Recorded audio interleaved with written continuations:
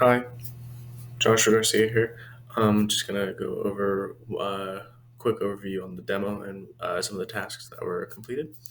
Uh, Basically, in the demo, uh, which you'll hear me talk about more in the video itself, uh, basically we're going to be going over exactly how to get into the site and like everything that like the package installer that you need to download or just and all the packages. And then also it will also show exactly what the site does and some of the key features. Like for example, the quiz portion. There's a quiz portion. There's going to be for phishing reporting uh, portion, and then there's going to be three different tabs: home, which is where the quiz and phishing report is going to be; admin, which is going to be only accessible for admin users eventually.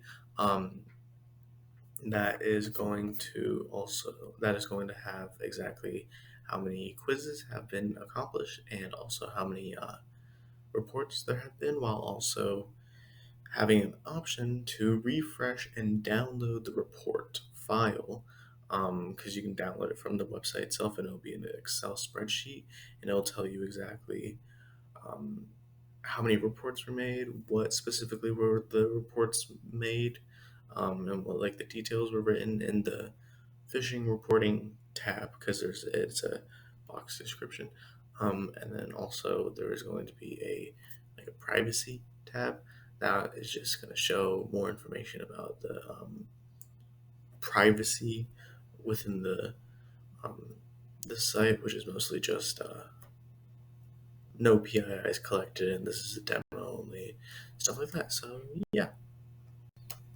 Hi, my name is Joshua Garcia, and here is the demonstration as to how this works. It's very similar to last time, where all you need to do is make sure you have the package installer or pip, and then make sure you go into the file path that you need to access. So we'll just go in there, and then go in there, and then we need to make sure that also, actually, I should just copy this. We need to make sure also that we have the stuff we need, make sure that is downloaded and installed, which it is already satisfied, all of them. So, and then we have to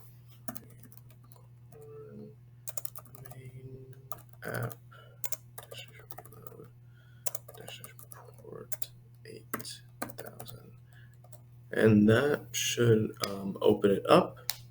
So startup is complete. So it's running on 127.0.0.1 port 8000 like we specified earlier. And then if we just, here we are. And here is the website. Let me actually make this bigger. This is the website right here. Uh, you can see that there are quizzes. And for example, if we just like click it and submit it, it gives us a score right here. And we can technically move on to the next one.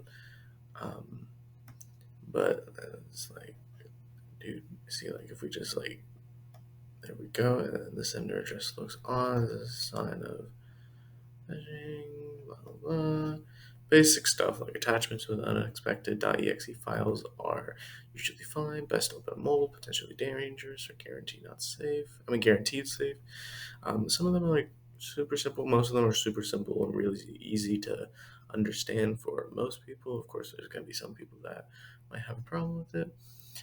Anyways, and then down here under the quiz, what we can see is we can report a suspected fish, and we are just going to put what? Report the fish, and it says report log demo ticket created. And then here we go to admin, and we can see how many reports have been made. So in testing this, I have done the quizzes, I've put in reports to see what it's like, and we refresh. So let's actually go back and then put no PII. report fish admin. So yeah, see, it went up in total reports, and then let's go back to total completions. Potentially dangerous. Go next. And then that also goes up to 20. And then the privacy tab, it is a demo only. It very clearly says it right here, and it even clearly says it right here as well. No real PII stored. So yeah, that's really it. Hello, my name is Jenicus Prince, and to start off, the goal of our site is to really centered around two things: giving users a meaningful way to engage and giving admins tools that they need to manage that interaction efficiently. Initially, it was a basic dashboard with just one quiz and a report section under the quiz. Um, However, it wasn't as interactive as we wanted it to be. It was just considered a rough draft. For users, the main focus is encouraging active participation. So we want them to feel like they can do more than just passively browse and stay in that one section. So things like taking quizzes or reporting content to help build that interaction is significant. The goal is to keep users engaged, increase return visits, and make the platform feel responsive um, in regards to their input. Our objectives for user interaction include enabling users to submit reports regarding their quiz attempts and to visualize feedback through highlighted choices. Um, and as I previously said, users should be able to report things. So if they see anything inappropriate or misleading, or just some type of content that doesn't seem right, they should be able to flag it.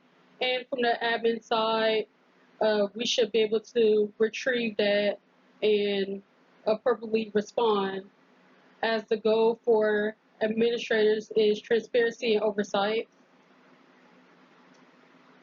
We also want to reduce the manual workload by providing easy access to downloadable data of a comprehensive spreadsheet containing all the users' reports, such as information such as their login information or how many times they've taken the quiz, and has there been a improvement, or do they still need help on a certain area. Um, And that's basically what we have for our objectives going into Sprint 2. I personally believe the shift from Sprint 1 to Sprint 2 definitely represents a significant shift in technical complexity, user interaction, and system functionality.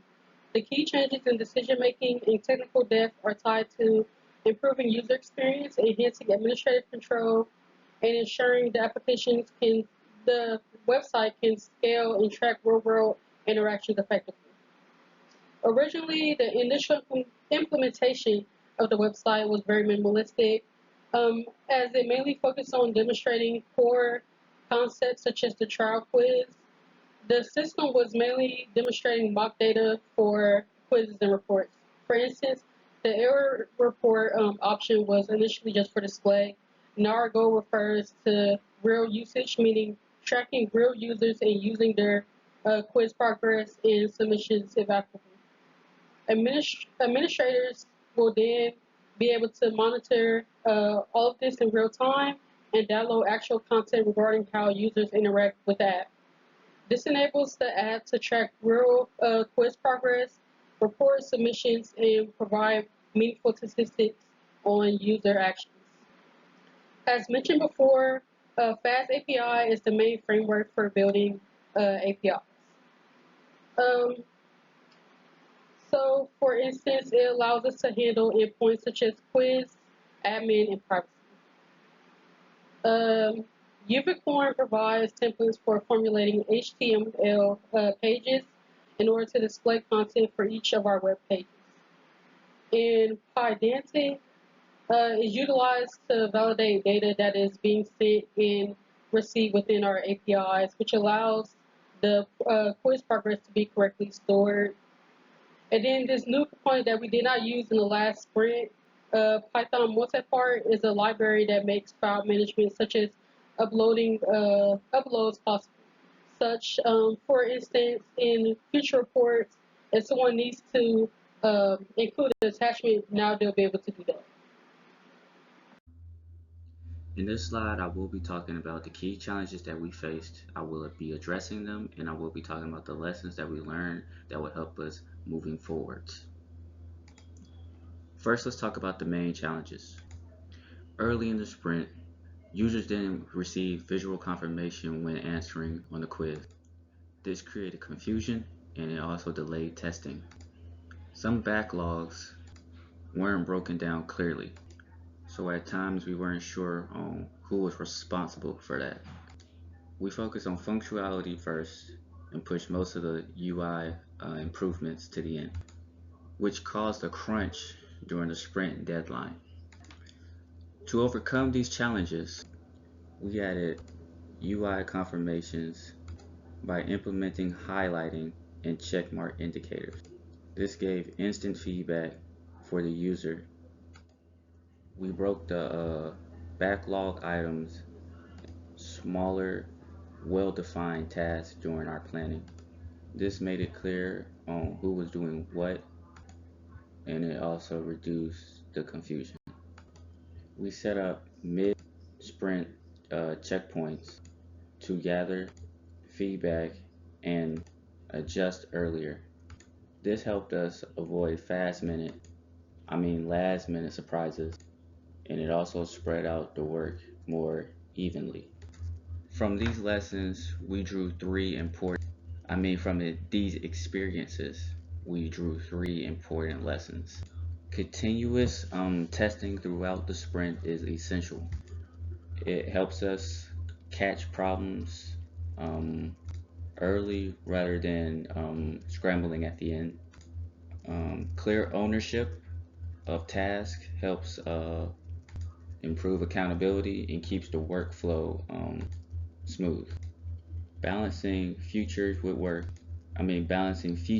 work with UI polish. It prevents the end of sprint stress that we experienced. To sum up, Sprint 2 was productive and showed our team's adaptability. We delivered the demo successfully while learning how to better plan, test, and balance our efforts. These lessons will position us to run Sprint 3 more efficiently and help us keep improving our process. Thank you.